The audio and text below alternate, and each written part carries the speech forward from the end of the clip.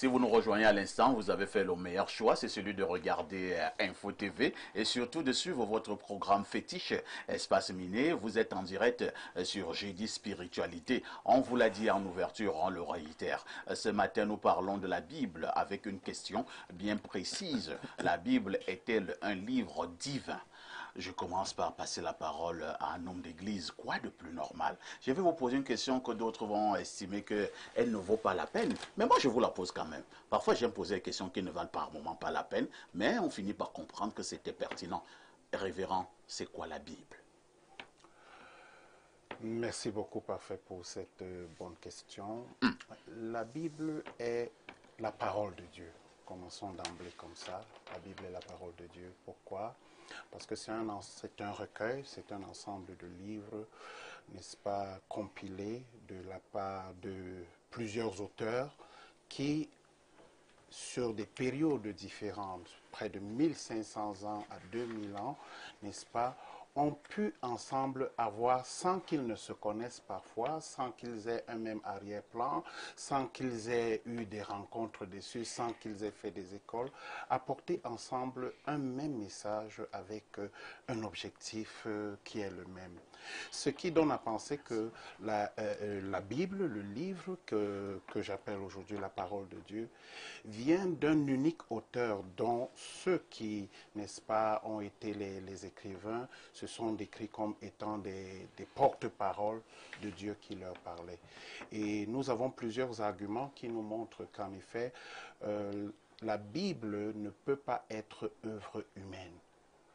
Parce qu'une seule intelligence a pu rassembler autant de choses à la fois pour former un tout commun, un objectif commun, une vision commune sur Dieu, sur l'Église, sur les choses spirituelles, sur la façon dont le monde devrait se comporter. Un seul livre qui a tout ça ne peut être que le livre de Dieu. Merci, révérend Bayon. On passe la parole à Alain Douc. Alain Douc, l'homme d'église sur ce plateau éclairant, il commence par nous faire comprendre que la Bible, c'est la parole de Dieu. Il pense également que ceux qui ont écrit la Bible sont en réalité des porte-paroles de Dieu et que la Bible n'a rien à voir avec une œuvre humaine. À côté de ce que le révérend indique avec fermeté, beaucoup pensent quand même que cette affaire de Bible n'est rien d'autre que l'émanation humaine. Ce sont des gens à un moment donné, avec leur ressenti, avec leur imagination, ont écrit.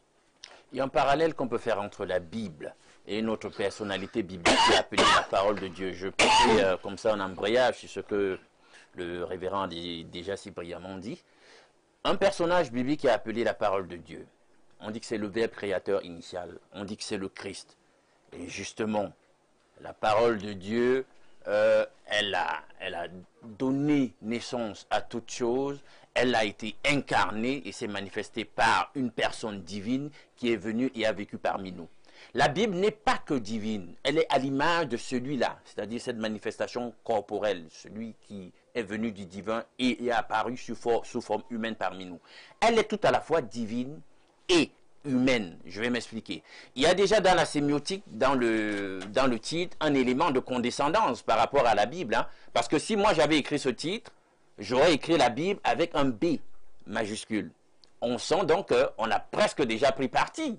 Hein, au niveau de la sémiotique. Pourquoi vous devez écrire Bible avec B majuscule? Ben justement, pour signifier son caractère autoritatif. Mais je veux donc considérer qu'ici, nous ne sommes pas un milieu chrétien. Ça, c'est pour vous. Ben justement, pour ceux qui ne sont pas chrétiens. Justement, c'est ce que je relève. Ou bien qu'ils ne croient même pas en la Bible. Justement, je relève donc qu'on ne croit pas. Ce qui nous intéresse ici, c'est le sens. Bien, la Bible, en fait, c'est quoi? La Bible, le mot lui-même, de par son étymologie, veut dire bibliothèque, parce que ça vient du grec biblia, qui veut dire les livres. Donc, en réalité, c'est une compilation d'écrits, c'est une bibliothèque, stricto sensu. Alors, comment le livre en question a été obtenu? Il a été obtenu sur près de, disons, on peut aller à 1400 ans ou 1500 ans pour le Premier Testament, période de composition du canon en question, où il est question d'expérience vécu par un certain nombre de personnes qui ont jugé nécessaire, poussés par l'Esprit de Dieu ou par recommandation de Dieu, de mettre sous forme d'écrit l'expérience qu'ils avaient vécue à un moment donné de l'histoire du salut. Parce qu'il faut le dire, la Bible est christocentrique. Elle est centrée sur une personne, Jésus-Christ. Le premier testament dit, il arrive. Le deuxième dit, il est là et il revient. En fait, tout ce qui est dit dans la Bible doit converger sur la personne du Christ et converge sur la personne du Christ. Donc ces personnes donc, ont eu au cours de l'histoire du salut des expériences de foi, de pratique, des expériences dans l'histoire et ont compilé leur expérience par écrit pour que le témoignage ne se perde pas. Parce qu'un autre mot dans le jeu synonymique pour parler de la Bible en tant que parole de Dieu dans la Bible elle-même, on l'appelle le témoignage. À la loi et au témoignage, si on ne parle pas ainsi, le peuple ne verra pas l'aurore. Donc, la Bible, c'est ce témoignage dont vivons et écrit, documenté, scriptural, que Dieu a voulu maintenir tout au long de l'histoire du salut pour qu'il parvienne à l'homme tel que nous le sommes aujourd'hui. Et on va chuter. La composition du canon, notamment maintenant je chute parce que au niveau des Israélites de cette époque, au 1er siècle de notre ère, il y a eu un concile qui s'est tenu et qui a fait l'unanimité pour dire que voilà les 27 livres que nous avons aujourd'hui dans ce que nous considérons comme étant le Premier Testament.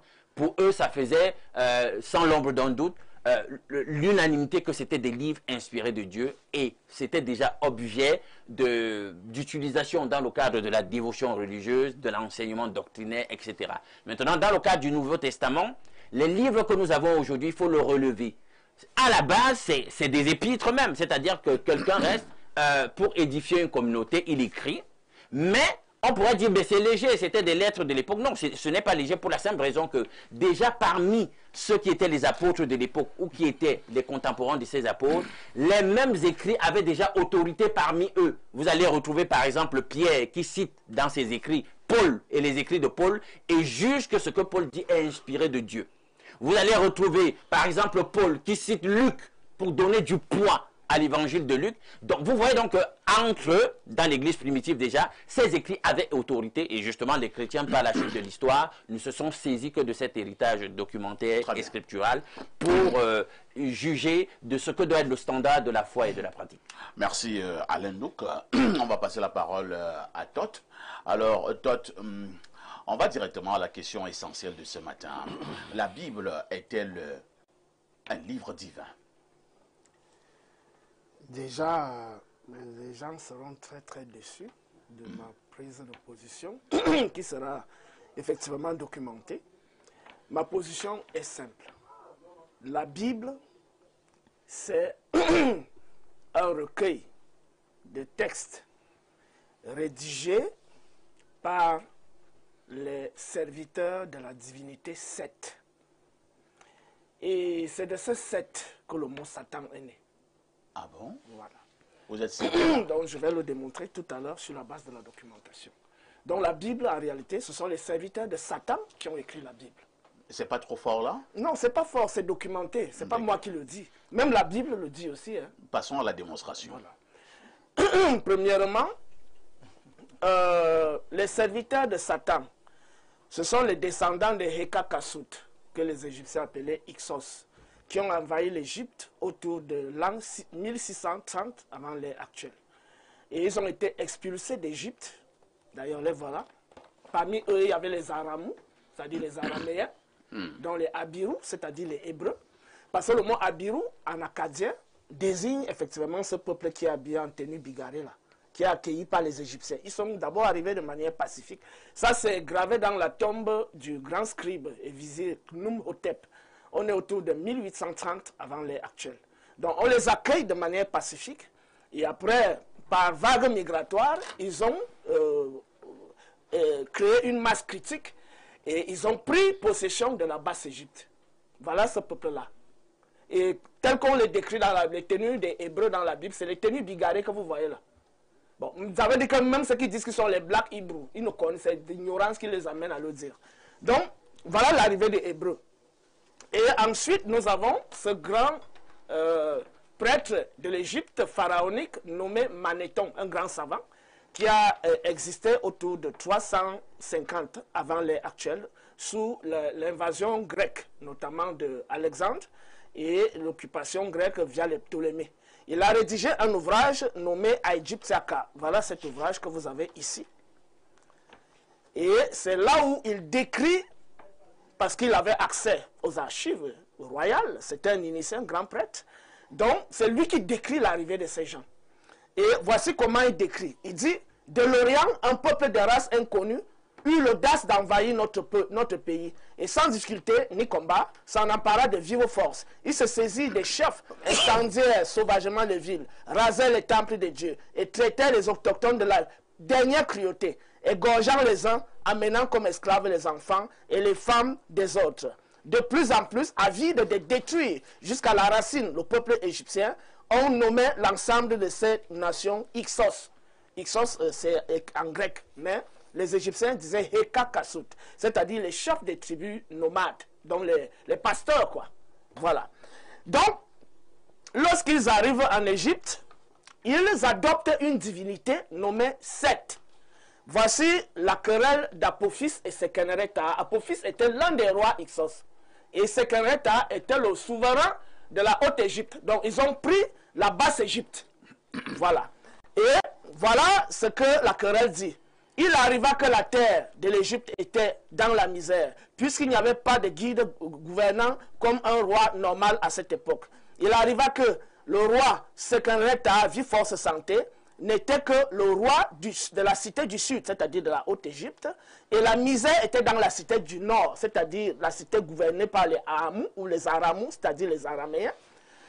Pendant que le roi Apophis était à Avaris, et tout le pays lui payait un tribut, la taxe en entier, ainsi qu'en emportant toutes les victuailles de l'Égypte. Ainsi, le roi Apophis adopta Seth comme son propre Dieu et refusa de servir toute autre divinité qui se trouvait sur tout le territoire à l'exception de Seth.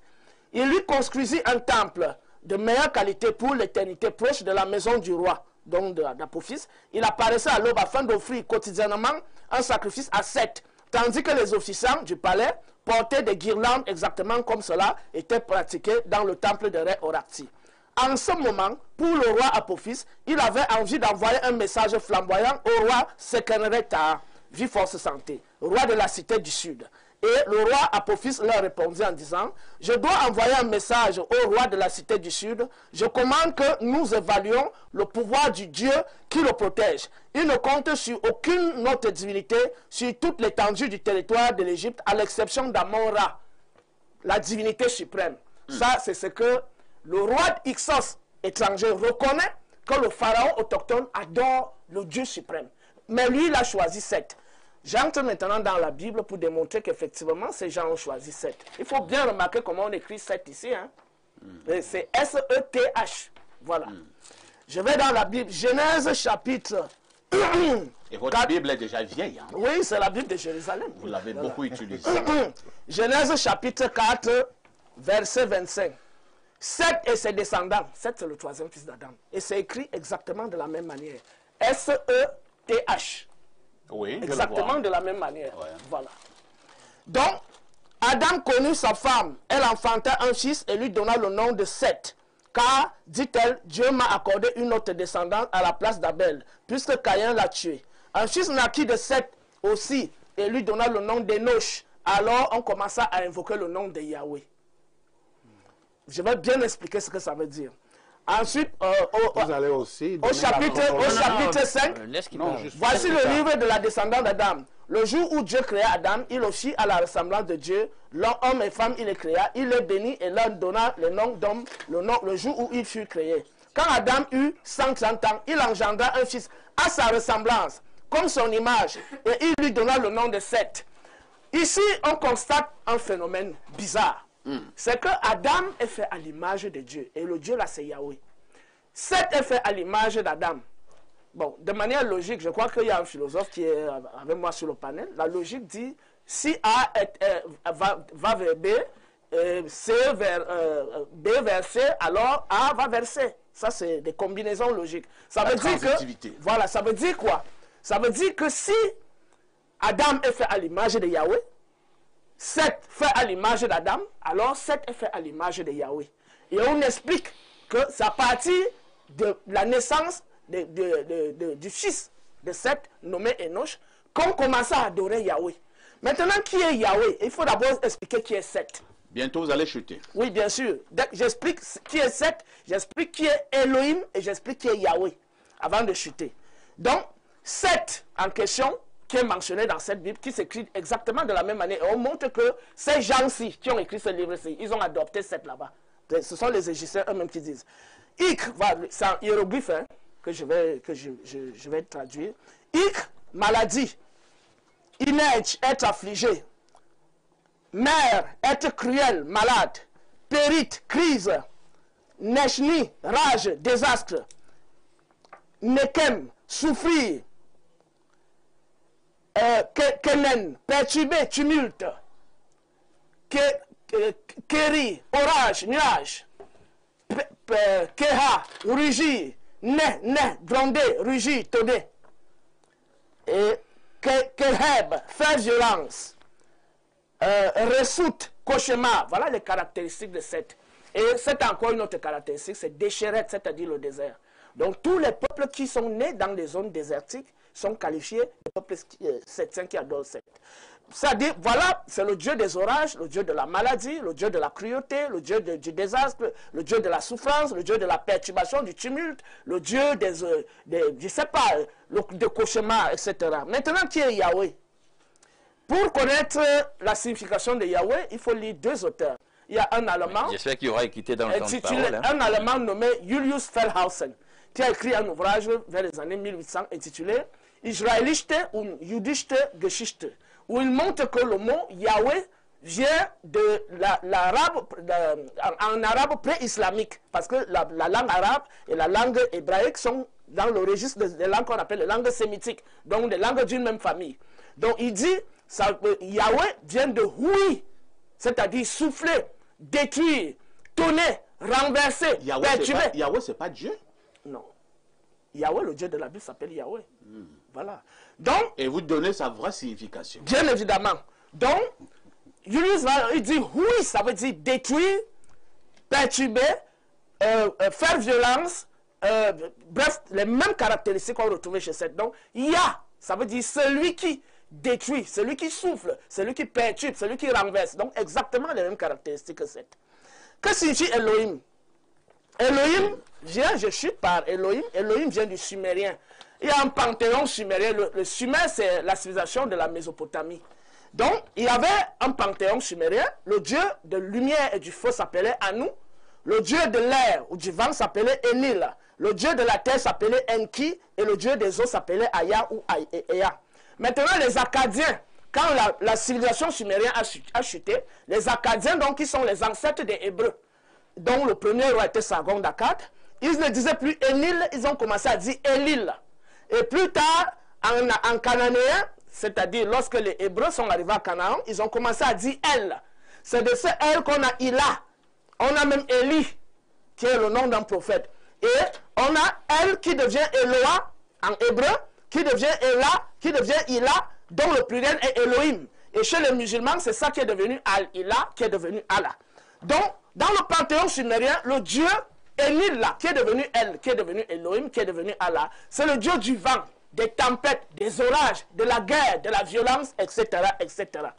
Nous voyons donc exactement l'origine du mot Yahweh en correspondance avec la divinité Seth, l'origine du mot El, qui est toujours la divinité de la Bible, en correspondance avec la divinité en un Seth. mot comme en mille, comment vous résumez votre démonstration? Je résume donc ma démonstration en disant, lorsque les Hekakasut, qui étaient constitués des Aramous et des Abirous, c'est-à-dire des Hébreux, sont arrivés en Égypte, ils ont trouvé dans le panthéon égyptien une divinité qui correspondait à leur divinité de Mésopotamie, notamment Yahweh, Elohim. Et ils ont donc épousé cette divinité comme la leur, notamment la divinité Seth. Et c'est de ce Seth que le mot Satan. En un mot, la Bible n'est donc pas la parole. La Bible n'est pas. Effectivement, je vais montrer le contenu quand je vais reprendre la parole. Plus tard, j'ai dit quand je vais reprendre la parole, je vais montrer le contenu qui démontre que c'est le livre de Satan. Merci. Voilà. Pierre Blérun-Yemek, je vous passe la parole. après avoir suivi le pasteur, après avoir suivi Alain Douc, après avoir suivi cette démonstration De Todd on mettrait pendant au moins les 10 guillemets, minutes. de Todd, Blériot, la Bible est-elle un livre divin? Alors, la question, la Bible est-elle un livre divin? Ça veut dire divin venant de Dieu. Tout à fait. J'aurais préféré, ou je préférerais dire, la Bible est un des livres sacrés. Chacun croit à son Dieu. Chacun croit à son Dieu. Et dans les croyances, il y a des supports de croyances. La Bible, pour l'avoir lu, Todd a dit que c'était le livre de Satan. La bonne démonstration aurait voulu qu'ils prennent, qu'ils disent déjà ce que Satan veut dire, et que, sachant ce que Satan veut dire, qu'ils mettent en parallèle des choses que Satan ferait dans la Bible. Bien sûr, C'est-à-dire les noms, on est là dans une situation d'homonymie, et il fait une inférence naïvement réaliste. ce n'était qu'une introduction, mon frère. Ce S'il n'était vous qu'une plaît, introduction. vous allez Oui, puisque permettre tu dis les à, comprendre. vous allez permettre à Blériot d'aller au bout de sa pensée. La même patience. Allez-y, Vous notez. Blériot. Alors, Todd commet en logique l'erreur qu'on appelle l'inférence naïvement réaliste. C'est-à-dire, à partir de deux choses qui portent le même nom, il décide qu'il s'agit de la même chose. Le fait que un dieu d'Égypte s'appelle Seth et qu'il y ait le nom Seth dans la descendance de Adam, parce que pour beaucoup qui ne savent pas, effectivement, il y en a qui disent souvent Adam a eu deux enfants. L'un a tué l'autre, c'est-à-dire Caïn a tué Abel, et donc ils pensent que nous sommes la descendance de Caïn, parce qu'ils n'ont pas lu le texte pour se rendre compte que Caïn et que Adam avait eu un autre fils et des filles. Il faut le préciser dans la Bible. Les filles ne sont pas nommées, mais le fils est nommé et il a le nom de Seth. Et une autre inférence naïvement réaliste que commet Todd, c'est qu'il décide qu'on a commencé à louer Dieu, Yahweh, El Shaddai, quand Seth est né. Non. C'est écrit. Le récit génésique, C'est écrit là. mais je fais ma démonstration de Todd. Le récit génésique dit bien que l'Éternel s'adressait à Adam. Je vous renvoie, lorsque l'Éternel parle à Caïn, il dit à Caïn, avant la naissance de Seth, le désir se porte le mal se porte à ta porte et ses désirs se dirigent vers toi, mais toi résiste. Où est ton frère Abel? La conversation a lieu entre Dieu et Caïn, quand Seth n'est pas encore né. Et vous retournez à Genèse chapitre 2, où l'Éternel s'adresse directement à Adam. Donc, à partir de là, on est d'accord que Adam avait une relation directe avec Dieu, que Caïn a écouté la voix de l'Éternel. D'ailleurs, la mort d'Abel vient de ce que Abel a fait un don à Dieu, Caïn a fait aussi un don à Dieu, et Dieu a approuvé le don d'Abel, n'a pas. Donc il y avait déjà, vous corrigez, il y avait déjà une relation de divinité, de croyance entre Dieu et les premiers hommes. Première chose. Deuxième chose, et Alain Douc l'a dit, si Todd a lu la Bible, et s'il l'a lu de manière à comprendre ce qu'elle veut dire, la Bible ne parle pas d'autre chose.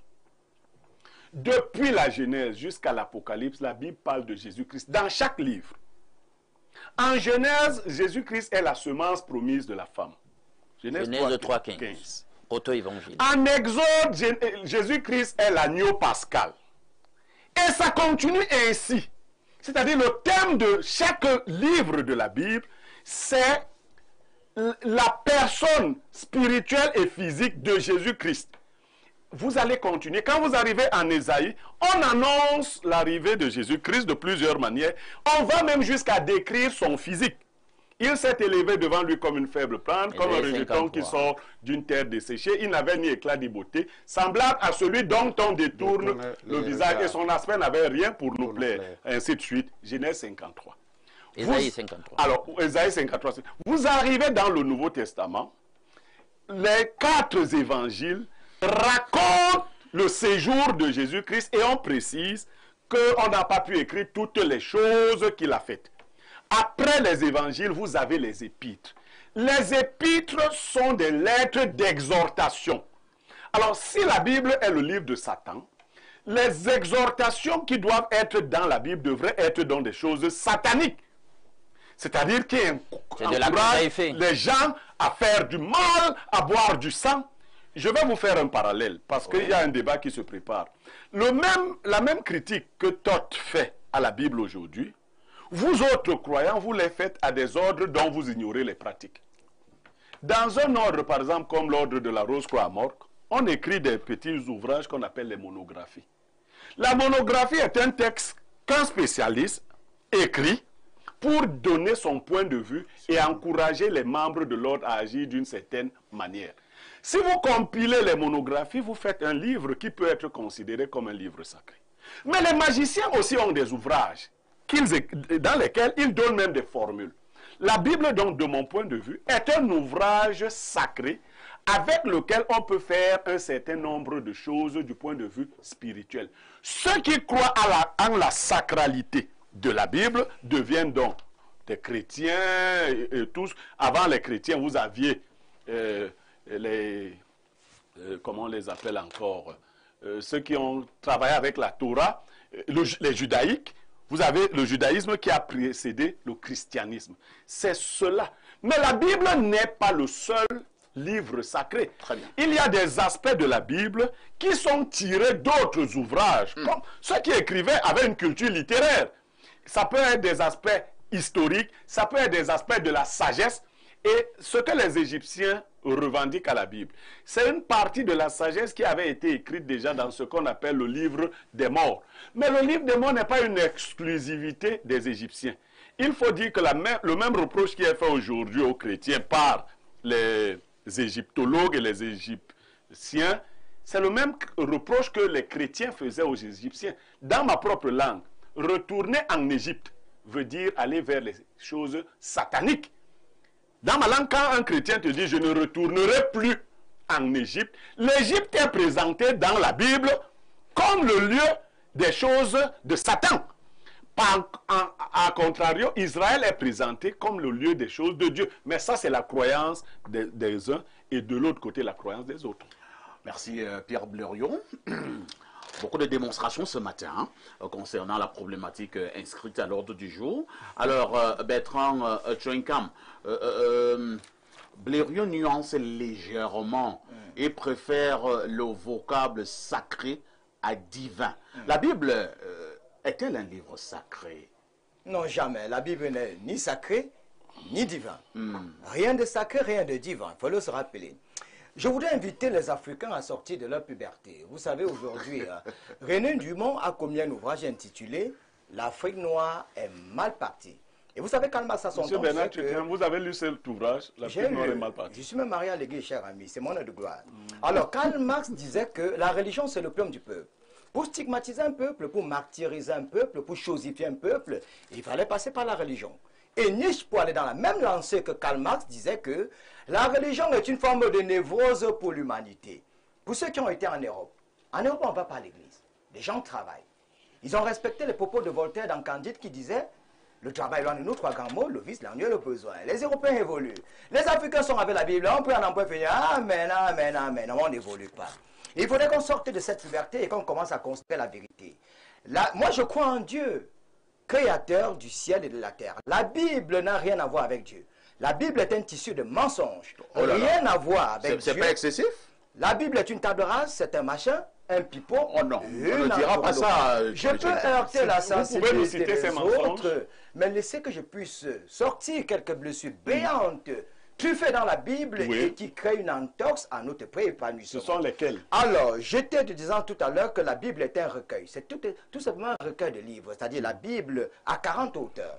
À une certaine époque, on disait que la Bible avait 66 livres. À un moment, on te dit 73 livres. Mais au départ, on disait que c'était 80 livres, il faut le rappeler. Mais toujours est-il ça 40 auteurs. Alors, René, comme je le disais tout à l'heure, René Dumont disait que l'Afrique noire est mal partie. Qu'est-ce qui fait en sorte que la Bible soit un torchon? Que ça soit une table rase? Oui, c'est quoi? Je prendrai par exemple un cas qui est simple, parce qu'il y a trop de contradictions dans la Bible. On ne dira peut-être pas que la Bible est un torchon. Hein. Oui, dites-nous, il ne faut pas qu'on tourne. Quels sont les Je peux évoluer? Oui, mais... En 325, au concile de Nicée, il y avait un pape à cette époque qu'on appelait le pape Nicolas XVI. Il y avait un roi à cette époque qu'on appelait le roi Constantin. C'est là où tout a changé, au concile de Nicée. On a fait un vote. C'est-à-dire, dans une assemblée, on a dit, vu les miracles de Jésus-Christ, parce qu'il faut rappeler que Jésus-Christ n'a jamais été le Fils de Dieu, c'est un prophète, et c'est au concile de Nicée en 325 que les gens ont fait un vote. On a choisi unanimement de faire de Jésus le Fils de Dieu. Parce qu'en réalité, Jésus reste et demeure un prophète. C'était en 325. Dieu ne dit pas un truc et il dit son contraire. En 540, après Jésus-Christ, la Bible a été feuillatée, caramélisée, brûlée et désintégrée parce que la Bible que nous avons actuellement n'est pas la vraie Bible. Parce qu'il faut rappeler que la Bible à cette époque avait 80 livres. 14 livres ont été extirpés dans la Bible, ce qu'on appelait à l'époque les apocryphes. Aujourd'hui, qui utilisent les apocryphes? Apocryphe en français signifie quoi? Les choses cachées. Ça a été caché, pourquoi? Parce qu'eux-mêmes, ils se rendaient compte qu'il y a trop de contradictions. Est-ce que Dieu se... C'est ce que signifie apocryphe? Apocryphe veut dire les choses cachées. Non. Aujourd'hui, on utilise les apocryphes. Apocryphe signifie des choses cachées. Non. Et les apocryphes, aujourd'hui, on les retrouve où? On les retrouve chez les rosicruciens, les francs-maçons. Pourquoi est-ce qu'on a enlevé ces 14 livres de la Bible? Aujourd'hui, la Bible a 66 livres, alors qu'au départ, c'était 80. Ça veut dire qu'il y avait beaucoup de contradictions. Je prendrai des cas qui sont légion. Dieu, qui est ad vitam aeternam, il est intelligent. Il dit bien, dans le Nouveau Testament, dans l'Ancien Testament, la polygamie est bien. Exode 21, verset 10. Si tu décides de prendre une deuxième femme, tu devrais la traiter équitablement à la première. Mais dans le Nouveau Testament, Dieu, il n'est plus intelligent. Il dit maintenant d'avoir une seule femme. Il a dit où? D'avoir une seule femme. Il va chez les musulmans, il dit aux musulmans, un homme peut avoir 5 femmes. Mais il dit aux chrétiens, il faut avoir une seule femme. Tu as cité le verset qui dit d'avoir plusieurs femmes. C'est celui qui dit d'avoir plusieurs femmes. Quand même, on ne peut pas débiter des... Tu as dit qu'en tel livre, il a dit d'avoir plusieurs femmes. Maintenant, dis là où il a dit d'avoir une seule femme. Ça fait 15 années que je suis dans la presse. Il pourrait faire le rentemplam, la diarrhée verbale, mais je suis cohérent. Je suis disant que Exode 21, verset 10, si tu décides de prendre une deuxième femme, tu devrais la traiter équitablement à la première. Maintenant, le verset contradictoire, c'est quel? Parce que dans la Bible, tout le monde est polygame. On a vu Salomon qui avait 300 femmes, 700 concubines. Tout le monde n'est pas polygame dans la Bible. Je vous dis que tous ceux qui avaient le vent en poupe dans la Bible étaient des polygames et ils ont été bénis. David même a tué la femme de Uri, a récupéré sa femme, ça n'a pas empêché qu'il a été béni. Comme vous dites que Dieu n'est pas contre la polygamie. Mais ce qui est étonnant, c'est que dans le Nouveau Testament, puisque vous l'avez lu, on dit il faut être monogame. Et c'est une femme. Mais entre-temps, ceux qui célèbrent ce mariage, qui parlent d'amour, ne sont pas mariés, mais ils ont quand même des vierges gammes avec la sixa. Je reviens maintenant pour le cas d'Abraham.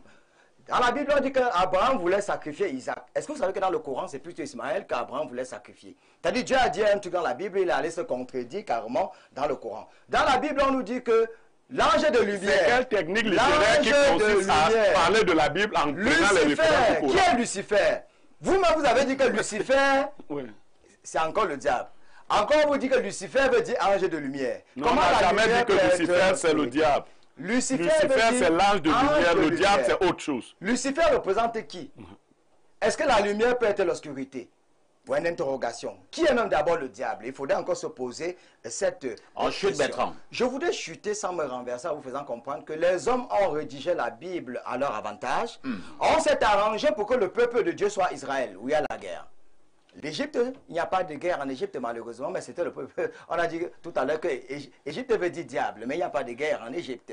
Mais Israël qui est le peuple de Dieu, parce que le paradis des chrétiens c'est à Israël, le paradis des musulmans c'est carrément à la Mecque. Même si 1500 pèlerins sont passés des vies à Népal, toujours parce qu'il faisait chaud, sont passés des vies à Népal. Merci. Est-ce qu'il est même un peu normal que la Bible, parce que les musulmans vous diront que le Coran sort tout droit du ciel. Allah a rédigé le Coran et il a Très bien. aux individus. Ce matin, nous parlons de la Bible. On dira donc avec vous que la Bible n'est pas un livre n'a rien à voir avec Alors, Dieu. lisons, je suis très bousculé là au niveau de ma messagerie. Bonjour au Michael Jackson de la télévision. Et à Todd, le Johnny Waldé de la spiritualité, sans oublier Blaireau Niemek, le Jason Brown de l'analyse. Donc on ne doit plus s'habiller comme on veut au Cameroun. Alors nous ne sommes plus au niveau de la dénonciation. Hein. Nous parlons déjà là de la Bible. Alors je prends là où vous parlez justement de l'instant de l'analyse. Parfait ici, Jésus avait 12 apôtres. Mais posez-vous la question de savoir pourquoi il n'existe que l'évangile de 3 apôtres de Jésus dans la Bible et l'évangile des 9 autres apôtres ont été écartés. Où est l'évangile de l'apôtre Barnabé et qui était l'apôtre le plus aimé de Jésus? Pourquoi son évangile a été retiré de la Bible et c'est plutôt l'évangile des imposteurs comme Paul qui ont été retenus? Pourquoi on a retiré l'évangile de Marie de Magdaléna? Pourquoi on a retiré l'évangile du vrai Paul et on a plutôt retenu l'évangile de Paul le bandit qui persécutait les apôtres? C'est un peu comme si Pierre Blériot Niemek, de son vivant, était très proche de Parfait ici et partageait tous ses secrets avec Parfait ici. Mais curieusement, après la mort de Niemek, ou le jour où on va lire le testament de Niemek, on écarte le témoignage de Parfait ici et on dit que c'est le témoignage de Serge Branco qui sera accepté devant le tribunal. On peut lui répondre? Non. Est-ce qu'on peut répondre? Il dit, voilà en résumé ce que c'est que la Bible et le Coran. Non, non, non, non, non. La Bible et le Coran ne peuvent pas être les paroles de Dieu, car la parole de Dieu est tellement très vaste et immense qu'un simple livre comme le Coran et la Bible ne peuvent contenir. La parole de Dieu se trouve dans la nature. Il suffit juste de bien l'observer et vous comprendrez tout. Alors, plus 33, c'est un message qui nous vient de la France. Bonjour, monsieur Aïssi, bonjour à votre plateau. La Bible est un livre de guerre. En effet, on peut constater les peuples qui sont fidèles à ses recommandations. Afrique, Amérique latine sont parmi les plus bêtes, pauvres et soumis de la planète. Bien à vous, c'est Sobungwe Zepepe qui envoie ces messages. Donc, je fais partie des peuples les plus bêtes de la planète. Alors, un message qui nous vient du plus 49, c'est l'Allemagne. Bonjour, Parfait ici, le Messie de la modération. Voici des éléments irréfutables contre l'origine divine de la Bible. Faux auteurs démasqués, 6 lettres de Paul sur 13, sont des faux reconnus par les spécialistes. Des textes canoniques sont signés par des auteurs qui ne les ont jamais écrits. Voilà. C'est de la contrefaçon pure. Merci. Plagiat mythologique, les récits bibliques copient massivement les mythes babyloniens et ougaritique. L'histoire de Yahvé tuant le Léviathan est un copier-coller quasi littéral des textes de Baal plus anciens. Manipulation éditoriale. Les textes ont été compilés tardivement, époque perse et grecque, pour servir des agendas politiques post-exiliques. C'est de la propagande, pas de la révélation. Archéologie destructrice. Finkelstein et l'école de Tel Aviv démontrent que les grands récits, Exode, conquête, royaume unifié, sont des légendes sans fondement historique. Les gens qui prient oublient souvent que leur parole se charge en vibration et le cosmos prend acte selon le vibratoire. Bonne émission à vous, c'est Thierry du côté de l'Allemagne. Et je redonne la parole à l'homme d'église qui est sur ce plateau. On vous a suivi tout à l'heure, vous avez démontré que la Bible était la parole de Dieu et qu'il n'y avait rien d'humain dans la Bible. Ce sont des porte-paroles de Dieu qui ont écrit la Bible. Mais lorsque nous avons quand même également d'autres contenus sur ce plateau, nous commençons à nous inquiéter, notamment le contenu de Todd qui insiste sur cette pour faire allusion à Satan. Je te remercie, Parfait ici. Ce que je voudrais dire ici, c'est que je commence par dire un verset dans Jean 21, versets 24 et 25. Ce disciple qui rend témoignage de ces choses et qui les a écrites. Et nous savons que son témoignage est vrai. Jésus a encore fait beaucoup de choses. Si on écrivait en détail, je ne pense pas que le monde même pu contenir le livre qu'on écrirait. Jean chapitre 21, versets 24 et 25. Je reviens au propos de notre ami Todd. D'abord pour dire une chose. Les références de son égyptologie ne sont pas toujours les références universelles. Donc la connaissance égyptologique n'est pas la connaissance universelle. Les hommes se sont éparpillés dans le monde entier et la sagesse n'est pas une exclusivité d'une civilisation. Ça, c'est ce que je veux dire.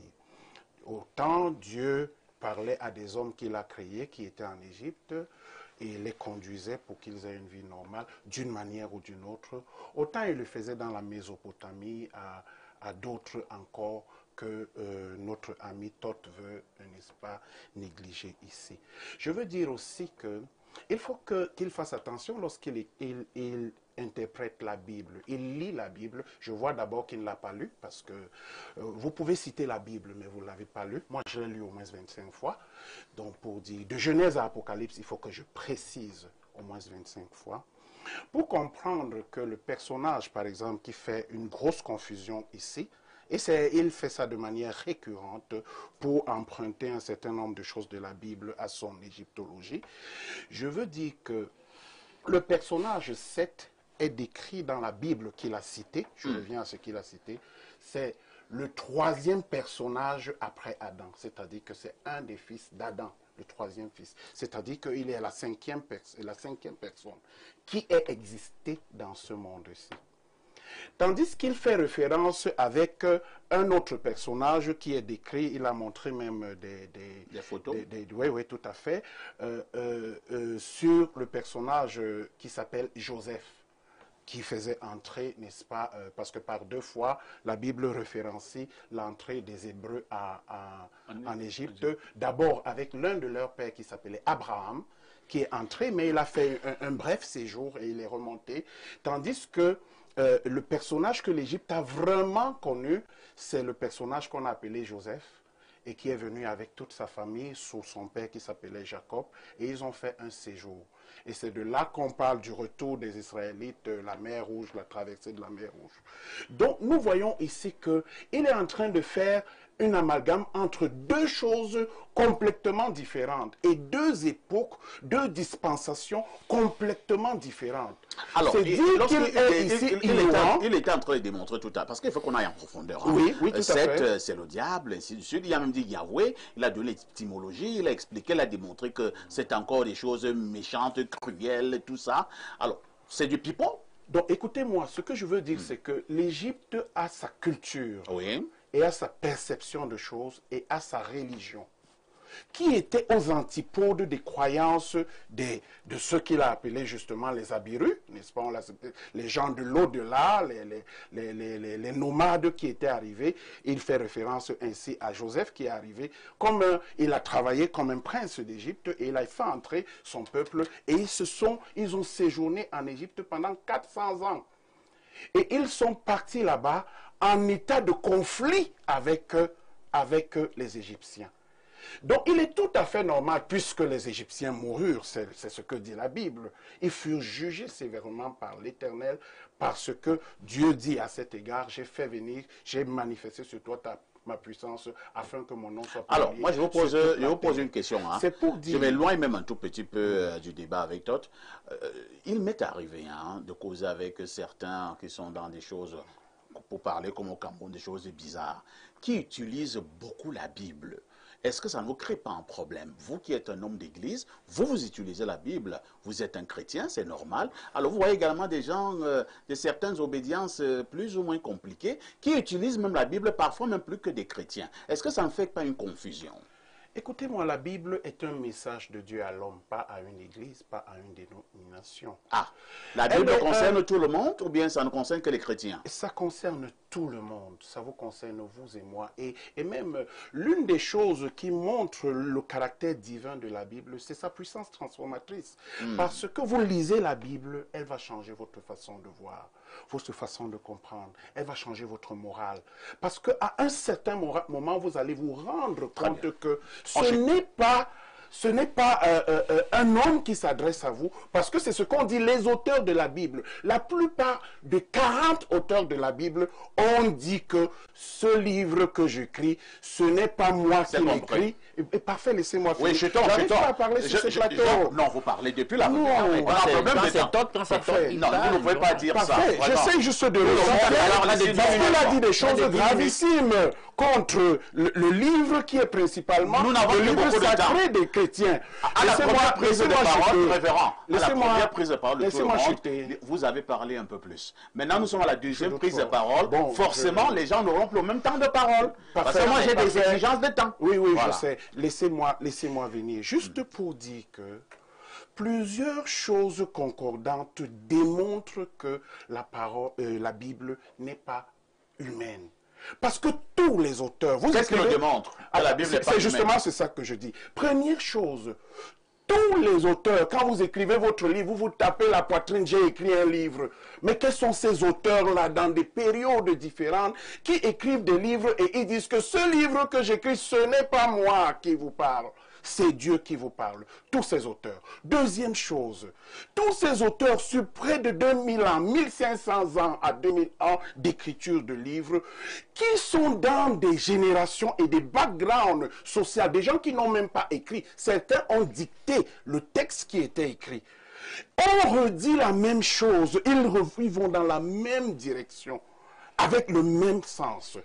Troisième chose, vous avez environ 25 000 manuscrits qui sont trouvés dans la mer Rouge, des vieux manuscrits et qui sont des textes de la Bible, La mer morte, pas la mer. de la mer morte, pardon, de la mer morte, 25 000 manuscrits. Et donc, tous les scientifiques s'accordent à dire Très bien, l'authenticité c'est compris. de ces livres. Alain Douk, Et que lui, c'est compris, révérend. Il nous reste mais 12 le Coran minutes. est sorti du ciel, Donc, hein. nous passons la parole à Alain Douk. Honnêtement, je ne sais pas comment je peux attaquer ce sujet, hein, parce qu'il y a tellement de contre-vérités que j'en commencerai à essayer de battre en touche une, que tu me Allons-y. diras que le temps est terminé. Écoutez, les amis, je vais faire ça de la façon la plus simple possible pour que même Tant mieux. celui qui ne comprend rien comprenne ce qui est en jeu. Regardez simplement la façon dont le livre est attaqué et vous vous rendez compte que si Dieu, dans sa préscience, ne s'était pas arrangé à ce qu'il y ait un document compilé, c'est-à-dire qu'un témoignage écrit de l'histoire du salut, on ne parlerait plus absolument du salut en Christ sur cette terre. Je pense que dans sa préscience, il a vu qu'il fallait absolument qu'il y ait un document écrit et nous l'avons. Et comment nous l'avons aujourd'hui? Les gens, lorsqu'ils parlent de la Bible avec beaucoup d'irrespect, je suis surpris. terrible Mais ils ne savent pas ce que obtenir cette Bible, la détenir aujourd'hui, sa démocratisation a coûté à un certain nombre d'humains qui ont payé de leur vie, et ça en centaines de millions, passant par de pires afflictions, parce qu'on voulait retenir captive la vérité, et eux, ils étaient déterminés à suivre le Dieu de la Bible là, à tous les prix. Ça, on ne le raconte pas. Pourquoi ils ne parlent pas de ces millions de chrétiens qui sont morts, martyrisés, parce qu'ils voulaient vivre selon les prescriptions de la Bible, et qu'on voulait occulter la Bible? Vous avez on dit n'en que parle vous jamais. voulez démonter un certain nombre de contre-vérités qui ont été dites. Non, mais ça, Alors, on vous écoute à ce je suis niveau. en train, justement, par exemple, lorsqu'on parle de la Bible, le livre de Satan, mais c'est incroyable, il y a des études qui démontrent qu'en réalité, c'est scientifiquement prouvé, l'histoire de la tour de Babel est vraie, c'est prouvé scientifiquement, c'est-à-dire qu'on arrive à démontrer qu'il y a une racine commune à toutes les langues de la terre. C'est-à-dire que si nous venons donc d'une même source, langagièrement parlant, ça veut dire qu'il y a un héritage commun. Et justement, j'ai lu des tas d'auteurs qui démontrent la proximité entre le paléo-hébreu. Parce que ce que vous entendez là, qu'on a aujourd'hui dans les manuscrits là, hein, l'araméen, c'est pas le paléo-hébreu, c'est-à-dire que ça c'est la langue des Babyloniens. C'est pas la langue que ceux qui ont mené l'exode, hein, les Israélites qui sont sortis d'Égypte à cette époque, la langue qu'ils parlaient et qu'ils écrivaient, il y a un autre alphabet, et qui est très proche de l'égyptien de cette époque. Alors, quand vous faites ce genre de parallèle, vous dites 7 là-bas, ça veut dire, attendez, on appelle ça, on le sait bien, dans toutes les langues qui existent sur la terre, il y a ce qu'on appelle les paronomies. C'est-à-dire que c'est pas parce qu'il y a une proximité vocalique entre deux mots, de deux langues, ou même dans la même langue, que ça veut dire forcément qu'ils ont le même référentiel historique ou qu'ils ont le même sens sur le plan sémantique. Donc il faut arrêter ce genre de petites gesticulations intellectuelles qui donnent du crédit pour ceux qui ne connaissent pas, mais qui ne signifient rien face à ceux qui ont bien leurs neurones en place. La Bible, qu'est-ce qui peut conforter la Bible? La prophétie biblique. D'entrée de jeu, vous êtes dans le premier livre de la Bible, le proto-évangile, qui est une prophétie aussi, il faut le dire, annonce déjà le Christ qui va venir près de 4000 ans par la suite. 4000 ans. Dans Ésaïe, nous sommes à 800 ans avant, 800 ans avant que le Christ n'arrive. Ésaïe 7,14 annonce déjà que le Christ viendra et sera conçu d'une vierge. Ce qu'on vérifie justement dans le premier chapitre, par exemple, de l'évangile selon Matthieu. Dans un des psaumes, le psaume 22, on nous dit comment le Christ sera crucifié. On nous dit qu'il sera percé. On nous dit qu'aucun de ses os ne sera brisé. Ça, c'est combien? Nous sommes 10 siècles avant et on le voit se vérifier. Mais vous verrez, on parle avec beaucoup de manque de respect à ce livre-là parce qu'on n'a pas pris le temps de le scruter. Il y a notre psaume, le psaume 16, qui nous dit que le Christ en question, dont a parlé le psaume 22, qui sera crucifié, qui sera percé et dont aucun os ne sera brisé, va ressusciter. Mais c'est 10 siècles avant. Vous n'étudiez pas le sujet, mais vous venez sur les plateaux télé et vous racontez des choses qui n'ont rien à voir avec la réalité. Mais ceux qui ont pris du temps à consacrer à l'étude de ce livre se rendent compte que quoi qu'il arrive, comme leurs prédécesseurs, les premiers croyants, vous aurez beau attaquer la Bible, le livre en question, en raison de son pouvoir transformateur dans la vie de ceux qui font une expérience de foi avec lui. C'est le plus grand argument. Vous aurez beau pérorer, sortir toute la documentation égyptienne, ce que ce livre fait dans la vie des gens, vous ne pourrez pas le leur enlever. Je suis désolé. C'est de ça qu'il s'agit et c'est par là que je sors. C'est compris. Hein? Repartons du côté du plus 33, c'est la France. Bonjour à tout le plateau, bonjour à Parfait Haïssi, le Issa Tiroma de la communication. La Bible n'est pas un livre divin, mais un livre édité par les Occidentaux pour abrutir et aliéner les âmes sensibles et faibles que les Africains travaillent. Et arrête de lire la Bible. Bonne émission à vous. Je ne peux pas supporter qu'on dise ça sur ce plateau. Parfait, c'est totalement faux. La Bible n'est pas un livre occidental. La preuve, on décrit dans la Bible comment les premiers nègres qui étaient apôtres ont évangélisé l'Europe. Les missions de tel en Espagne, à Corinthe, tout ça c'est l'Europe, en Grèce. Faut arrêter de dire des contes vérités, c'est incroyable. Bougez votre cerveau. Calmez-vous, Alain Douk. Autant vous êtes en train de refuter les contre-vérités, autant quelqu'un vous dira que vous n'êtes pas la vérité. Bon, alors, Otep, Ak, Husha, Senep, Ma, Kero, offraient toutes remplies de science. Il serait naïf de croire que la Bible, tel un souffle tombé du ciel, fut transcrite sans l'ombre d'une main humaine. En vérité, ces livres que d'aucuns tiennent pour la parole sacrée n'est qu'un palimpseste des siècles, une fresque composite et tissée par les hommes, pour les hommes. Née du tumulte des civilisations anciennes, elle s'abreuve aux sources profondes de mythes mésopotamiens, tels celui de Gilgamesh, dont le déluge résonne étrangement dans l'épopée de Noé. Elle emprunte aux lois antiques. Le message est tellement long, hein, et je prends la fin. Que la lumière voilée éclaire ton silence et que la rose s'épanouisse sur la croix de ton être. Big up au discret. Amorcien, Niemek, c'est Saker ignorant. Djedouma. Ah bon? Donc Blériot est un amorcien. Il dit que discret. Dans la même Bible, il y a des passages où il est dit ceci ne vient pas de Dieu, ça vient de moi. Un autre message qui nous vient du plus 33. Alain Douk, calmez-vous, calmez-vous. Prenez un verre d'eau, Alain Douk. Alors, bonjour à vous sur le plateau. Parfait Haïssi. La Bible est un recueil d'affabulations et quiconque a un cerveau en bonne santé peut le voir tellement c'est incohérent. Dieu n'a jamais créé l'homme à son image et c'est l'homme qui a créé un Dieu à son image. Observez un peu. Dans la Bible, on nous parle d'un Dieu jaloux, vengeur, qui peut se fâcher, qui peut être content et qui aime être glorifié. Voilà donc des caractéristiques typiquement humaines. Comment une entité divine peut être contente ou fâchée? Donc, en gros, leur Dieu n'est pas différent de l'homme qui est totalement faillible. On nous parle d'un document universel, mais aucun élément spatio-temporel ne fait référence à Kousséri ou à Hong Kong, dont leur Dieu, là, n'avait pas conscience des autres civilisations. Il n'y a pas de Jésus, ni de Allah, tout ça, c'est du pipeau pour endoctriner les masses. La seule véritable lumière vibre dans nos cœurs et dans tout ce qui vit.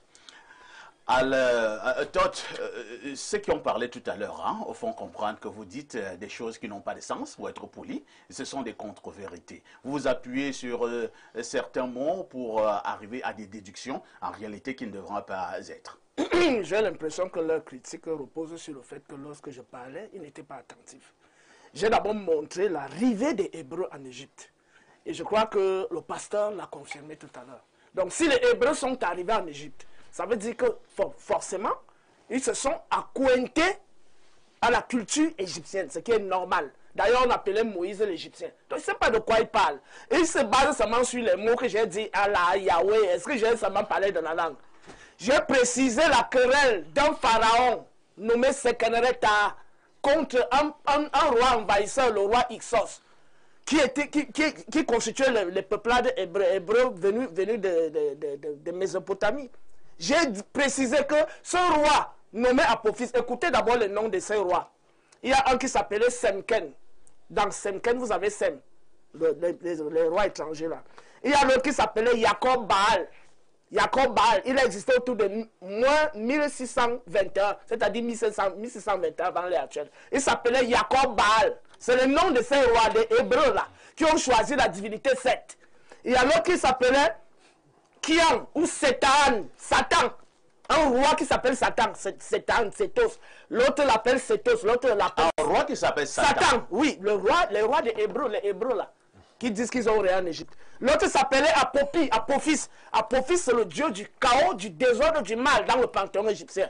Ils ont pris les divinités qui ressemblent à Yahweh, à Elohim, qui a les mêmes caractéristiques que Yahweh Elohim, pour montrer que Yahweh, le dieu de la Bible, est Satan. Écoutez les manifestations de Yahweh. Psaume 18, verset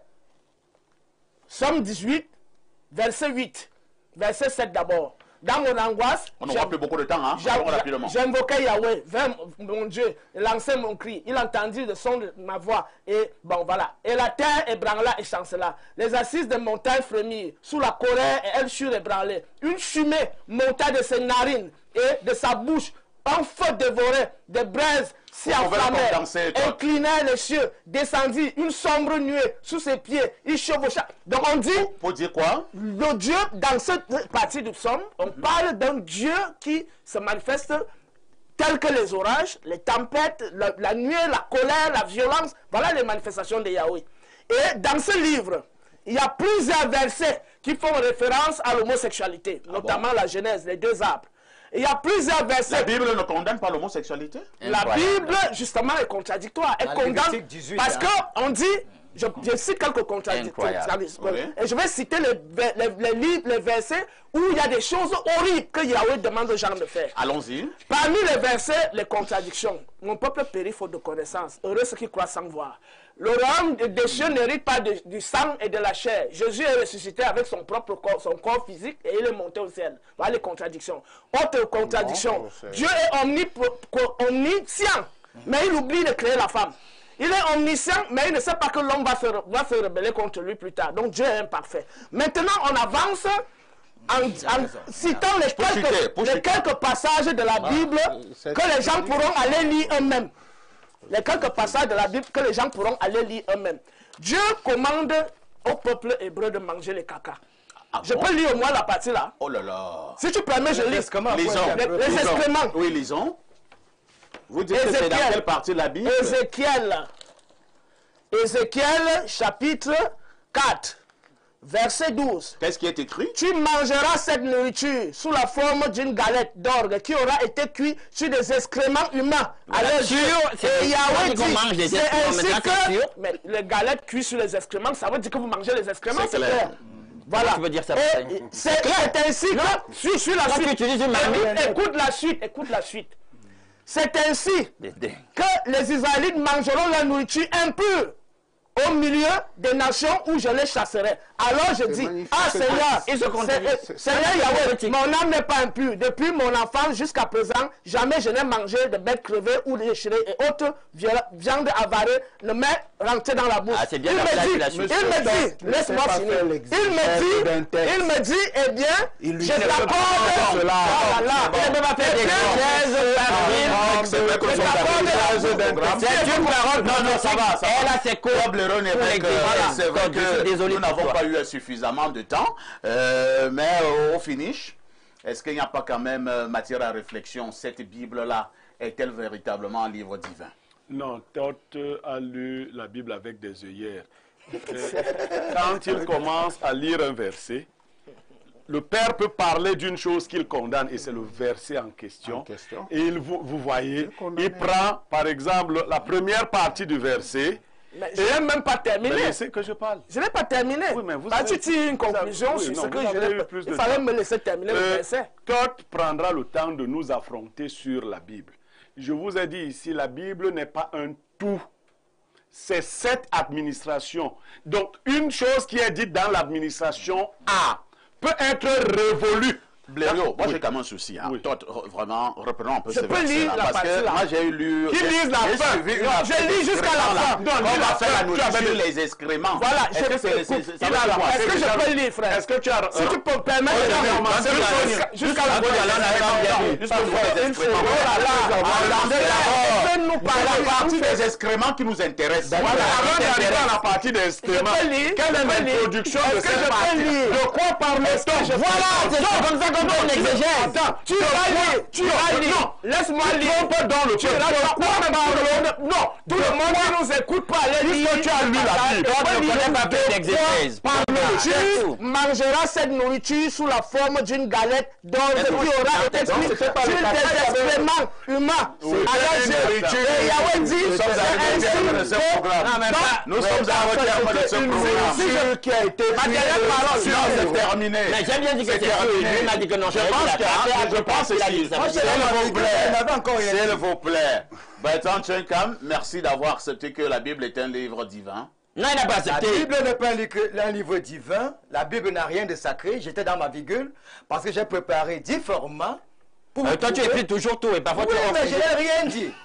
Je souhaiterais qu'on revienne sur cette thématique. Nous allons revenir sur cette thématique jeudi prochain. Hein. D'accord. Puis nous sommes d'accord que nous n'avons pas eu suffisamment de temps pour éclairer ceux qui nous font confiance. Merci au révérend Bayon, merci à Tot, merci à Lendouk, merci à Pierre Blériot, merci à Bertrand Tchenkam.